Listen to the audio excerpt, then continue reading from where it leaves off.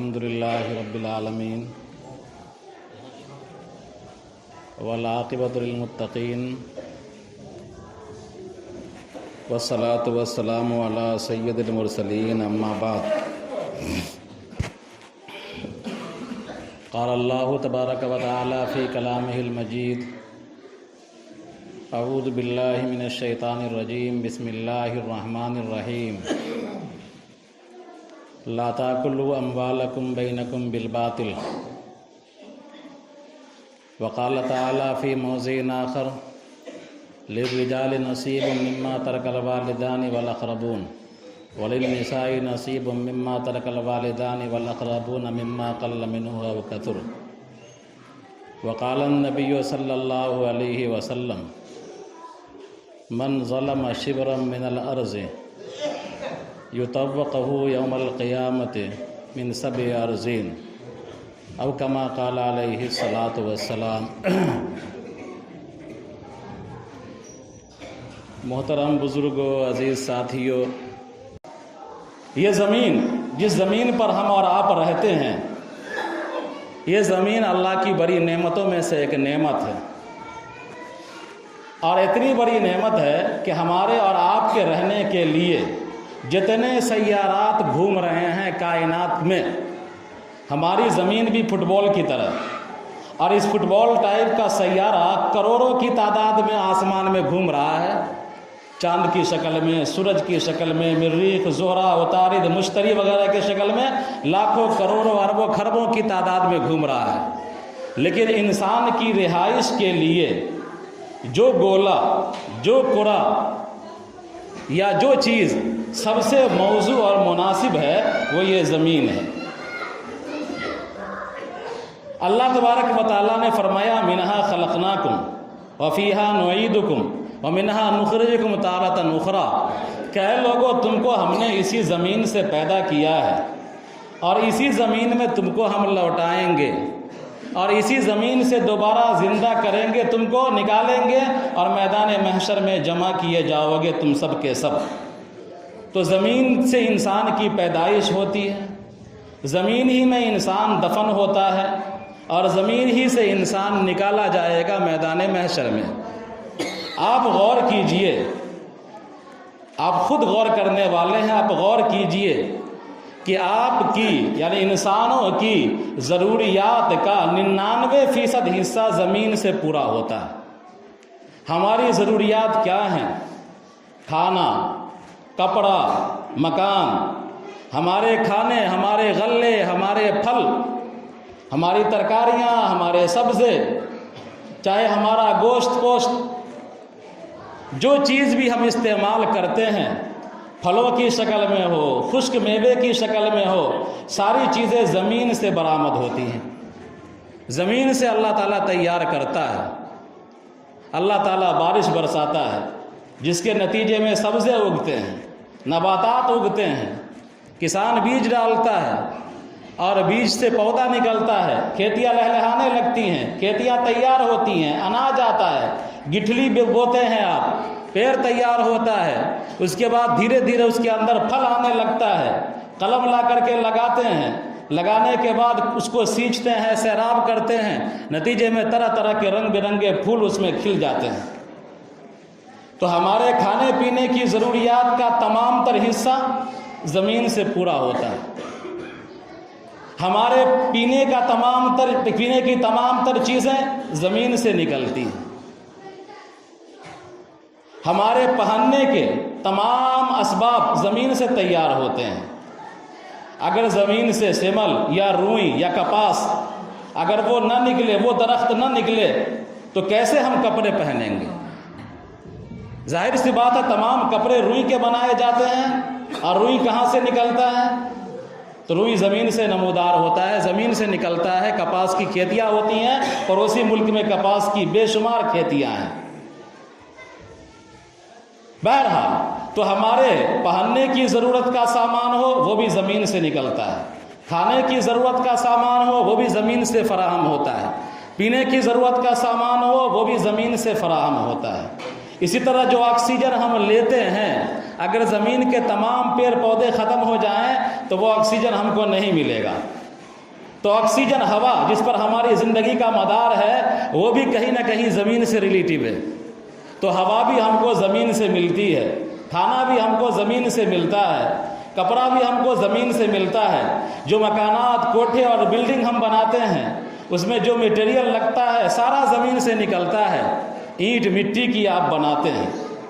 Cement پتھر کو توڑ کر کے آپ بناتے ہیں، پتھر اور چونے کو پیس کر کے سیمنٹ تیار کیا جاتا ہے. سریا جو آپ لگاتے ہیں وہ بھی زمین کے اندر جو اللہ تعالیٰ نے معدنیات رکھے ہیں لوہے کی شکل میں چھپا رکھا ہے، سونے کی شکل میں چھپا رکھا ہے، ابرق کی شکل میں چھپا رکھا ہے، گندھک کی شکل میں چھپا رکھا ہے، اور اللہ تبارک و تعالیٰ نے پٹرول کی شکل میں معدنیات کو چھپا رکھا ہے، گیس کی شکل میں چھپا رکھا ہے. پوری کائنات میں سب سے مالدار اگر کوئی چیز ہے تو یہ زمین ہے. اس لیے کہ اسی سے نکل کر اسی سے لوہا نکلتا ہے اور ٹاٹا والا حکومت کر رہا ہے.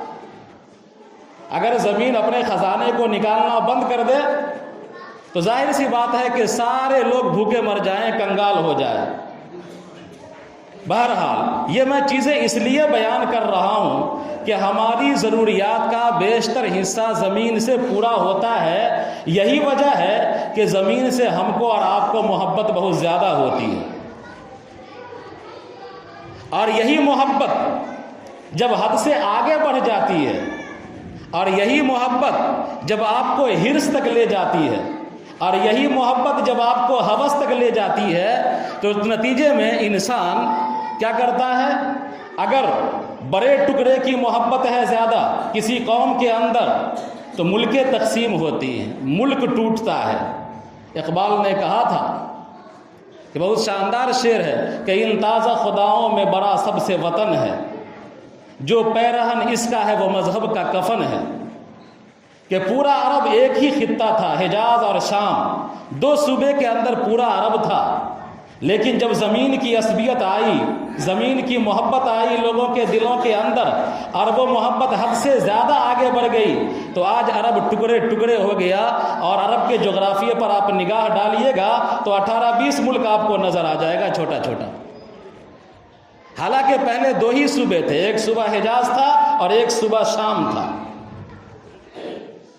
اور شام کو جوڑنے والی ریلوے لائن موجود، یہ ترکی کا بنایا ہوا تھا، آج بھی کھنڈرات کی شکل میں وہاں موجود ہے.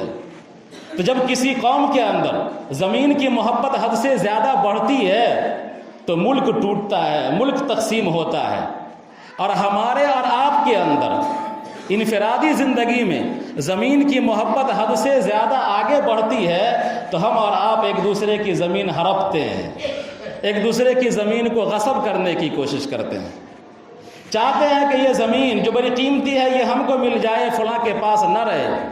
اس کے لیے ہر جائز ناجائز طریقہ اختیار کیا جاتا ہے. آپ دیکھتے ہیں شہروں کے اندر کتنے پراپرٹی کا دھندا کرنے والے ایسے ہیں جو بیچارے سیدھے سادے عوام کا پیسہ لیتے ہیں اور 4 سال 5 سال 6 سال 7 سال بیچارہ غریب آدمی، دیہات کا رہنے والا آدمی قسطوں میں ادا کرتا ہے پیسہ. اور جب پیسہ ادا ہو جاتا ہے تو معلوم ہوتا ہے کہ جس زمین پر ہم پیسہ دے رہے تھے وہ زمین کسی دوسرے کے ہاتھ بک چکی ہے. ایک زمین کو لوگ دوبارہ تیبارہ بیچ دیتے ہیں، مکان پر لوگ قبضہ کر لیتے ہیں. شہروں کا تو برا حال ہے، ہمارے گاؤں دیہات کے اندر کچھ مرمریادہ تو بچا ہوا ہے، لیکن شہروں کے اندر تو لوگ ایک دوسرے کو پہچانتے بھی نہیں ہیں، جانتے بھی نہیں ہیں. تو وہاں غصب کا دھندا اور پراپرٹی ڈیلر کے ذریعے سے بہت برے طریقے سے ہوتا ہے اور بیچارہ کمزور اور تہی دست آدمی پیسہ جمع کرنے کے باوجود پراپرٹی سے محروم ہو جاتا ہے، زمین سے محروم ہو جاتا ہے. بہرحال یہ اتنا سنگین جرم ہے، اتنا سنگین جرم ہے کہ جناب نبی کریم صلی اللہ علیہ وسلم نے ایک موقع پر ارشاد فرمایا، جو میں نے حدیث کا ٹکڑا پڑھا ہے، کہ وہ جو آدمی، کوئی بھی آدمی، میری امت کا کوئی بھی فرد اگر ایک بالشت بھی زمین کسی کی ناحق دبائے گا، غصب کرے گا، تو اللہ تبارک و تعالی قیامت میں اس کو 7 تہ زمین جتنا غصب کیا ہے اس کے نیچے کی 7 تہ زمینوں کا طوق اس کے گردن کے اندر ڈالے گا. ایک دوسری روایت کے اندر جناب نبی کریم صلی اللہ علیہ وسلم نے فرمایا کہ جو آدمی زمین غصب کیا ہوگا کسی کا، گرچہ ایک بالشت ہی کیوں نہ ہو، شیئن کا بھی لفظ ہے، تھوڑی سی بھی کیوں نہ ہو، اگر تھوڑی سی زمین بھی غصب کیا کرے گا تو قیامت کے دن اس کو بلائے گا اللہ تعالیٰ اور کہے گا کہ جو زمین تم نے غصب کیا ہے اس کو سامنے لا، اور پھر اللہ تبارک و تعالیٰ ان تمام زمین کو 7 تہ زمین کے برابر کا طوق اس کے گلے کے اندر ڈال دے گا، اور یہ معاملہ اس وقت تک رہے گا میدان محشر میں جب تک کہ جنتی جنت میں نہ چلے جائیں، دوزخی دوزخ میں نہ چلے جائیں، اس کے گلے کا طوق بنا رہے گا، وہ ٹکڑا زمین کا، وہ حصہ زمین کا۔ ایک دوسری حدیث کے اندر جناب نبی کریم صلی اللہ علیہ وسلم نے فرمایا کہ اگر کوئی آدمی کسی کی زمین غصب کرتا ہے ایک شے کے برابر بھی، اگر ایک تھوڑی سی چیز یعنی 1 انچ 2 انچ معمولی شے، اگر اس کے برابر بھی اگر کوئی آدمی زمین غصب کرتا ہے تو اللہ تبارک و تعالیٰ اس زمین کے ٹکڑے کو حاضر کرے گا اور اس کو دھسائے گا قیامت کے دن، اور وہ اس زمین میں دھستا رہے گا دھستا رہے گا دھستا رہے گا تاکہ لوگوں کا حساب و کتاب مکمل ہو جائے، اور آپ جانتے ہیں قیامت کا ایک دن 50,000 سال کے برابر ہوگا۔ تو اب بتائیے کہ اگر ایک دن بھی یہ معاملہ اس کے ساتھ چلتا رہا تو 50,000 سال کے برابر یہ عذاب میں مبتلا رہے گا اور لوگوں کا حساب و کتاب شروع ہوتا رہے گا، چلتا رہے گا۔ تو بہرحال یہ انتہائی سنگین جرم ہے، اس جرم سے ہم کو بچنا چاہیے، احتراز کرنا چاہیے۔